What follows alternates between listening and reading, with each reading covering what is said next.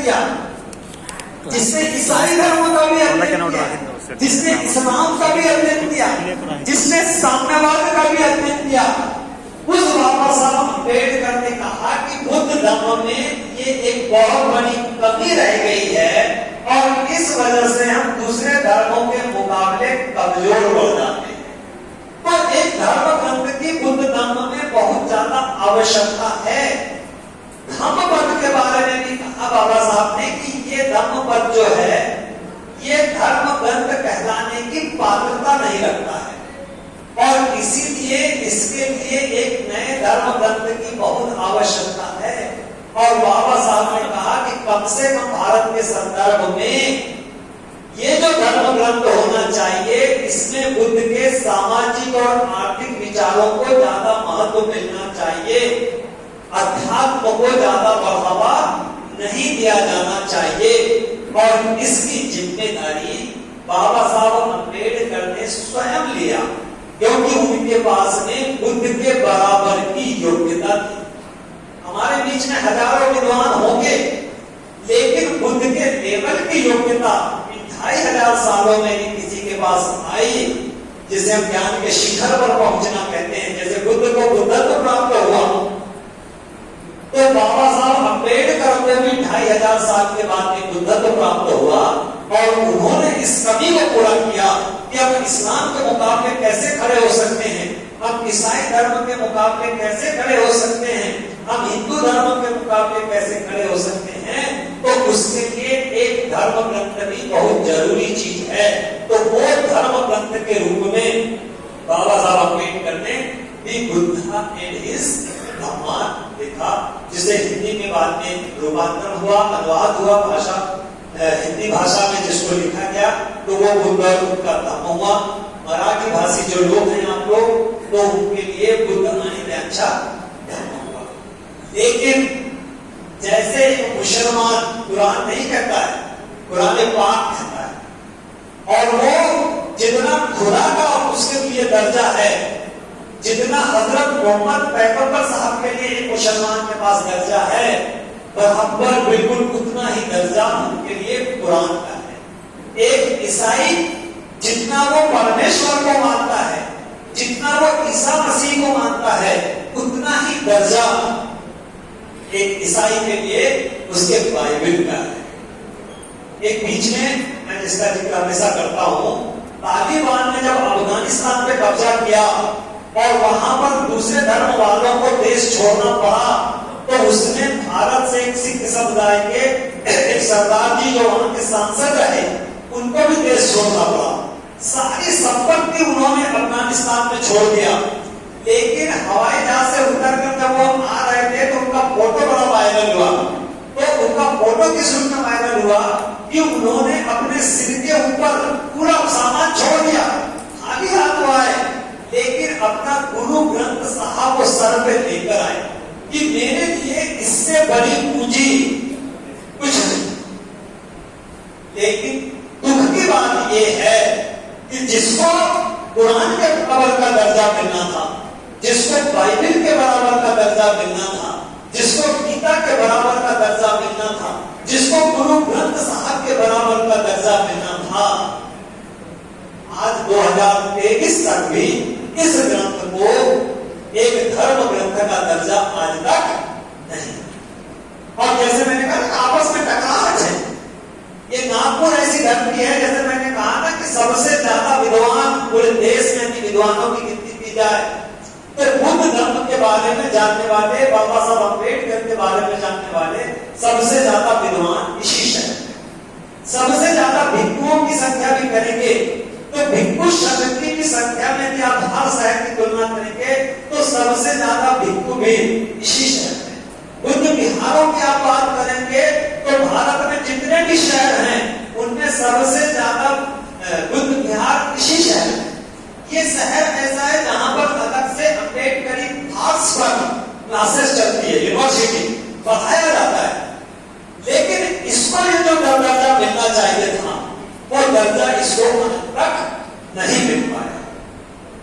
बुद्ध विहारों में चले जाइए, आज इतना बड़ा हाल है। बुद्धिस्ट जो लिखा है बुद्धिस्ट पेंशनर्स एसोसिएशन नागपुर, पूर्ण बुद्ध विहारों में चले जाइए, किसी भी आप मस्जिद में जाओ, कुरान की आयतें मिलेगी, किसी भी जो ईसाइयों के जो चर्च में चले जाइए, वहां ईसा मसीह के उपदेश लिखे होंगे। लेकिन यहाँ के जो बुद्ध वचन हैं, जिसको बाबा साहब अम्बेडकर ने दुनिया के तमाम ग्रंथों का अध्ययन कर, दुनिया के तमाम ग्रंथ, अकेले त्रिपिटक साहित्य नहीं, दुनिया के तमाम ग्रंथों का अध्ययन करके हमारे लिए भी, मानव जाति के लिए भी, और दुनिया में दूसरी विचारधाराओं से मुकाबला करने के लिए उतने महान विद्वान ने इस ग्रंथ की रचना की। लेकिन इसको तो दर्जा मिलना चाहिए। धर्म ग्रंथ का एक अपना अलग मत होता है। आप हजारों किताबें पढ़ेंगे, वो एक अलग मैटर है। आप बड़े से बड़े विद्वान बन जाएंगे, वो एक अलग मैटर है। लेकिन जिस धर्म को आप पालन करते हैं, तो आप अपने धर्म ग्रंथ से क्या प्रेरणा लेते हैं? जैसे एक मुसलमान अपने धर्म ग्रंथ से प्रेरणा लेता है, एक ईसाई अपने धर्म ग्रंथ से प्रेरणा लेता है, एक हिंदू अपने धर्म ग्रंथ से प्रेरणा लेता है, तो क्या हम अपने इस धर्म ग्रंथ से प्रेरणा लेते हैं? हम इसलिए इससे प्रेरणा नहीं लेते हैं क्योंकि हम इसको अपना धर्म ग्रंथ ही मानने के लिए तैयार नहीं। हम केवल ये मानते हैं कि हमारे परम पूज्य बाबा साहब ने एक किताब लिखा है, तो इसको हम केवल किताब मानते हैं। जैसी दूसरी किताब है वैसी ये भी एक किताब है। तो हाँ भाई मैंने एक बार पढ़ा था, हाँ भाई मैंने 2 बार पढ़ा था। बात एक बार पढ़ने की नहीं है और 2 बार पढ़ने की नहीं है। हम इससे क्या प्रेरणा लेते हैं? हम अपने जीवन को बदलने के लिए इसका क्या सहारा लेते हैं? ये महत्वपूर्ण है। ये तब होगा जब भिक्षु संघ भी और जो विद्वान परिषद है, वो विद्वान परिषद भी एक मतेन होकर इसको धर्म ग्रंथ स्वीकार करेगी। तब वो सामान्य जनता तक बात जाएगी और सारे लोग मिलकर फिर इसे धर्म ग्रंथ की तरह स्वीकार करेंगे।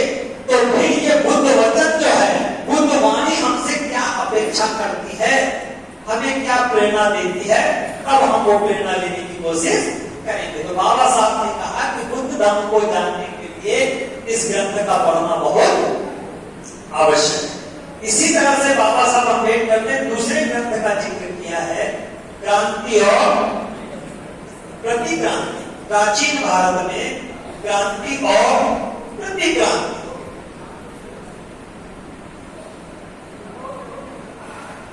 इससे हम क्या शिक्षा ले सकते हैं कि अकेले मैं अम्बेडकरवादी हूं, अकेले मैं बुद्धिस्ट हूं, इससे काम चलने वाला नहीं है। ये भारत जो है हजारों साल से क्रांति और प्रतिक्रांति का देश है। आपकी विचारधारा को, आपकी संस्कृति को खत्म करने के लिए ब्राह्मणवाद की जो प्रतिक्रांति है वो सतत प्रयास करते रहती है। बुद्ध के जमाने में भी करती रही, बाद के दिनों में भी करती रही, बाबा साहब अम्बेडकर के जमाने में भी करती रही, आज भी इस कोशिश में है। जैसे हम कहते हैं ना कि हिंदू राष्ट्र बनाना चाहते हैं, हिंदू राष्ट्र बनाना चाहते का मतलब है कि आपकी संस्कृति को वो आज नहीं तो कल खत्म कर देंगे। तो आपके दिमाग में ये होना चाहिए कि जिनसे हमारा मुकाबला है, उनकी कार्य योजना क्या है, उनकी कार्य प्रणाली क्या है, वो किस तरह से हमको खत्म करना चाहते हैं, तो उसके मुकाबले हमको किस तरीके से तैयार होना चाहिए। केवल हम इस ग्रंथ का अध्ययन करके उसके डिफरेंसेस देंगे कि बाबा साहब अम्बेडकर ने क्रांति और प्रतिक्रांति में ये कहा, इससे काम चलने वाला नहीं। जैसे वो कभी कोई कहानी चलती थी, जब हम पीएचडी में काम करते थे तो ये कहानी बड़ी सुनाया करते थे कि एक शिकारी का कहता था कि एक व्यक्ति अपने जो तोता है, पैरट है, उसको सिखाता था कि शिकारी आएगा, जाल फैलाएगा, फंसना नहीं, लेकिन वो फंस भी जाता है। सभी तोता रटन जिसको हम कहते हैं, तो तोता रटन नहीं करना है। हमारे दिमाग में प्रतिक्रांति हमेशा हावी रहना चाहिए कि ये प्रतिक्रांति 2500 साल पहले भी थी, 1000 साल पहले भी थी, 100 साल पहले भी थी, बाबा साहब अम्बेडकर के जमाने में भी थी, आज भी है। और ये केवल चुपचाप रहने वाली प्रतिक्रांति नहीं है, ये प्रतिक्रांति रक्त रंजित प्रतिक्रांति, ये खूनी प्रतिक्रांति चाहती है कि यदि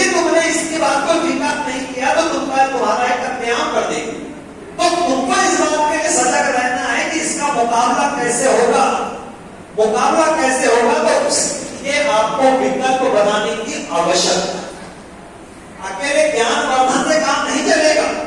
लड़ाई है, आमने सामने की लड़ाई है, तो आमने सामने की लड़ाई है तो सामने के दुश्मन से आपको मुकाबला करना है, तो वो मुकाबला कैसे होगा, उसके लिए हमारी तैयारी क्या होना चाहिए। बगैर आप ऐसा सोचे, बाबा साहब ने केवल अध्ययन नहीं किया बुद्धिज्म का, उन्होंने विकल्प बना के दिया कि इस प्रति क्रांति से आप कैसे मुकाबला कर सकते हैं।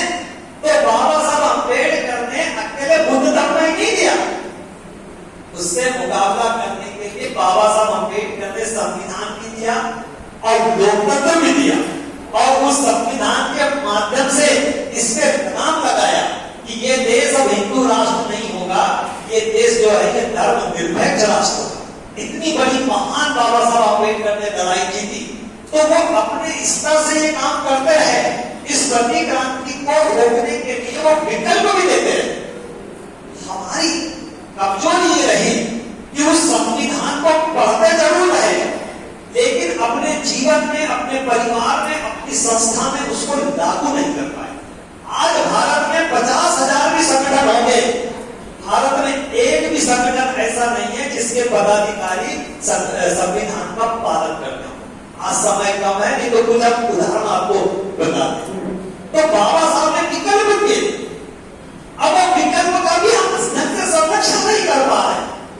लेकिन मेरा यहाँ बताने का आशय ये है कि जिन्हें भी बुद्ध धर्म को बेहतर समझना है तो भले हजारों ग्रंथ पढ़ो, लेकिन बाबा साहब अम्बेडकर ने कहा कि इनको पढ़ना बहुत जरूरी है, ताकि आपको ये समझ में आएगा कि बुद्ध धर्म को केवल पढ़ने से काम नहीं चलने वाला है, उसके साथ ही साथ हमारी दूसरी भी और क्या जिम्मेदारियां बनती हैं। तीसरा ग्रंथ जो बाबा साहब अम्बेडकर ने बताया, बुद्ध अथवा कार्ल मार्क्स।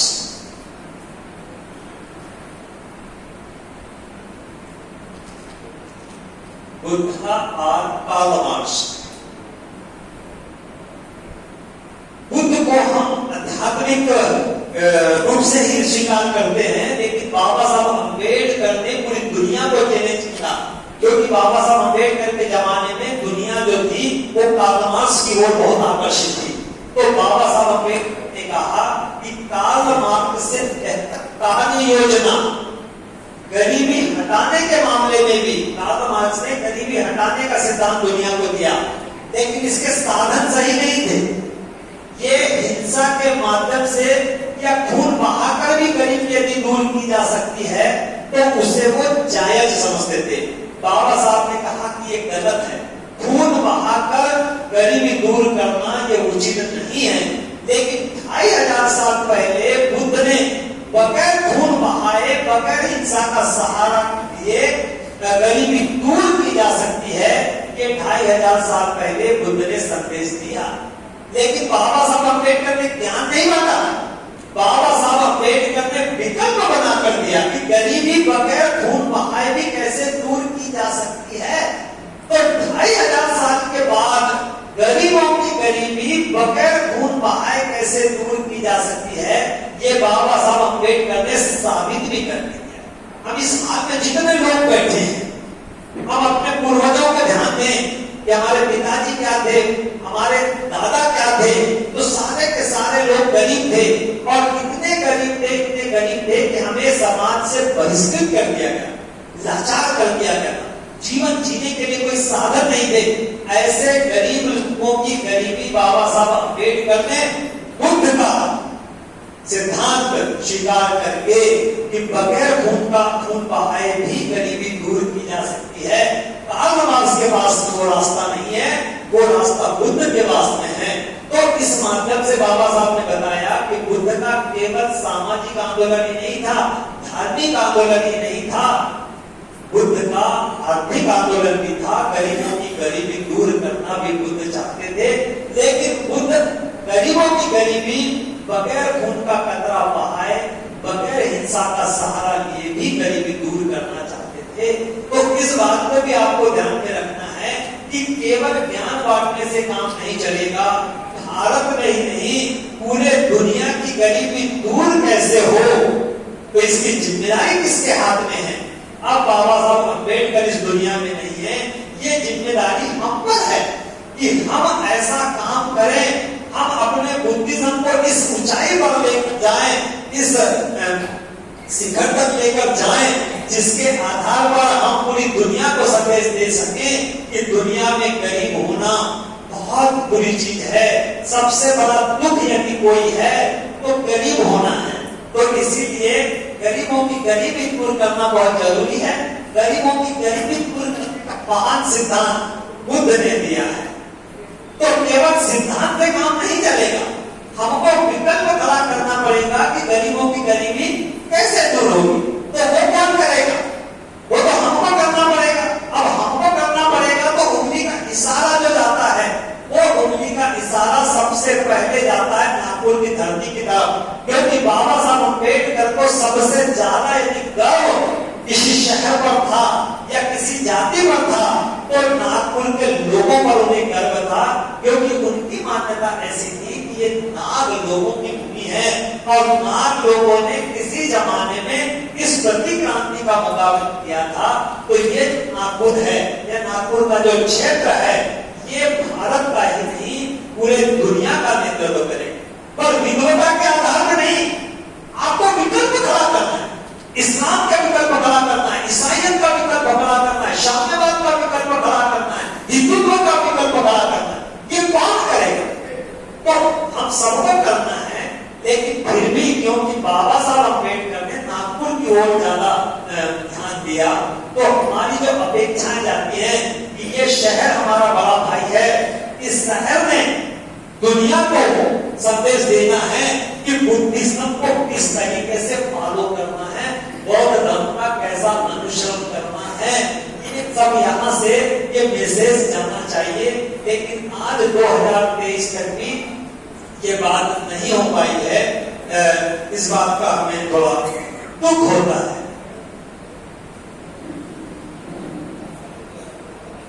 और ये जो विवाद है, ये जो भ्रम की स्थिति है कि कई लोगों की मान्यता ऐसी है कि ये बुद्ध धर्म के पीछे ग्रंथ नहीं है,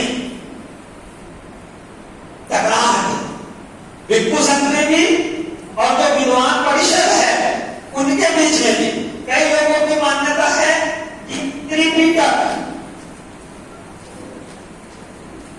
ये बुद्ध वचन है। और बाबा साहब अम्बेडकर ने कहा कि इसमें सब मिलावट हो गई है, धांधली हो गया है, इसको पढ़ते समय सावधानी बरतने की आवश्यकता है।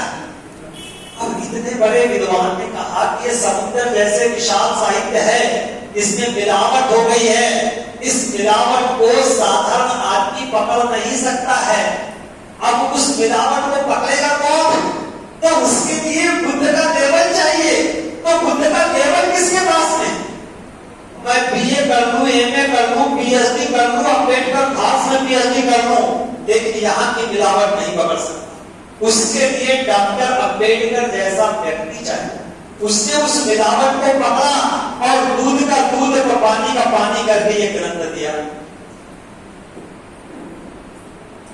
जो चाहिए है हमको ही नहीं, दलितों को नहीं। ये ब्रह्म गांधी जी के दलितों के ग्रंथ हैं। ये भारत के लिए भी नहीं है, पूरी दुनिया के लिए। जैसे कुरान पूरी दुनिया के लिए है, जैसे बाइबल पूरी दुनिया के लिए है, वैसे ही ये ग्रंथ भी पूरी दुनिया के लिए है। लेकिन हमारी जो कार्य प्रणाली है, जो काम करते हैं,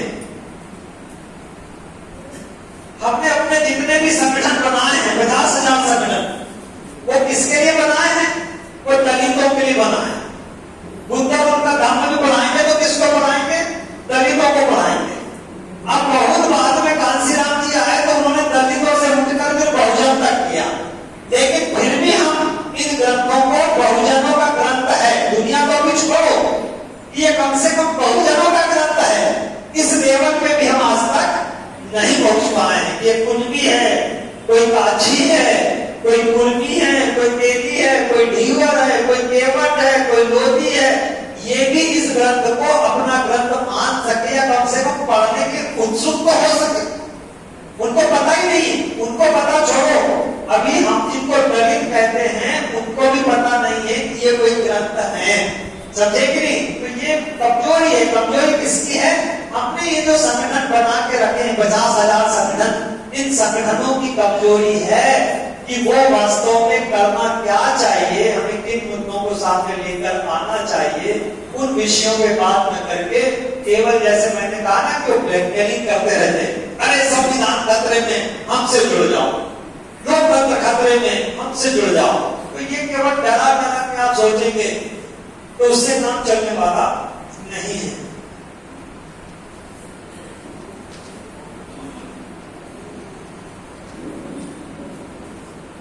बुद्ध को जो बुद्धत्व प्राप्त हुआ, अब हम विषय पर आते हैं, तो उनका लक्ष्य क्या था,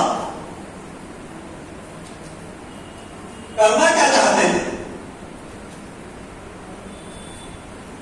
लक्ष्य क्या है और लक्ष्य को हासिल करने के लिए साधन क्या लगेंगे, ये दो महत्वपूर्ण बात है।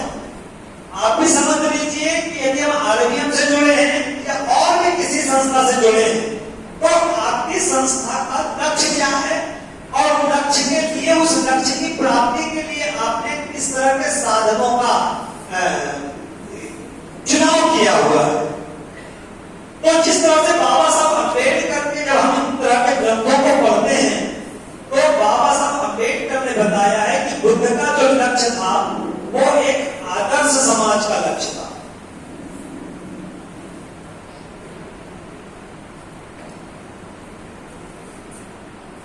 जिसे बाबा साहब की भाषा में कहेंगे रिकंस्ट्रक्शन ऑफ द सोसाइटी, समाज का नव निर्माण, नए सिरे से समाज की रचना करना, नए सिरे से समाज बनाना। क्यों नए सिरे से समाज बनाना? क्योंकि बुद्ध के प्रादुर्भाव के पहले जो समाज था, तो बुद्ध को ऐसा लगता था कि ये समाज मानवता के हिसाब से, मानवता के दृष्टिकोण से सही नहीं है। ये इस तरह का समाज था पहले, चातुर्वर्ण जिसे कहा जाता है, ब्राह्मण क्षत्रिय वैश्य और शूद्र कहा जाता है। तो ये ऐसा समाज है, इस समाज में समता नहीं है, स्वतंत्रता नहीं है, बंधुत्व नहीं है, न्याय नहीं है। जबकि आदर्श समाज किसे कहा जाएगा? तो बाबा साहब अम्बेडकर ने 2500 साल के बाद बताया कि बुद्ध का जो लक्ष्य था वो समता पर आधारित समाज के निर्माण का था, जहां कोई ब्राह्मण नहीं, कोई क्षत्रिय नहीं, कोई वैश्य नहीं, कोई शूद्र। आजादी का लक्ष्य था, सबको बराबरी की आजादी चाहिए, सबको बराबरी की स्वतंत्रता चाहिए, रहने की स्वतंत्रता, खाने की स्वतंत्रता, पहनने की स्वतंत्रता, बोलने की स्वतंत्रता, पेशा चुनने की स्वतंत्रता। क्योंकि यहाँ पेशा चुनने की स्वतंत्रता नहीं थी, क्योंकि यहाँ पर 6000 जातियां थी और ये सारी जातियों के पेशे अलग अलग बांट दिए गए थे और कोई भी जाति जो है अपने पेशे को बदल नहीं सकती थी, ये बंदिश थी। तो बुद्ध ने कहा कि ऐसी बंदिश वाला समाज आदर्श समाज नहीं कहला सकता। समाज ऐसा होना चाहिए जहां पर पेशा चुनने की आजादी हो। तो ये स्वतंत्रता, बुद्ध स्वतंत्रता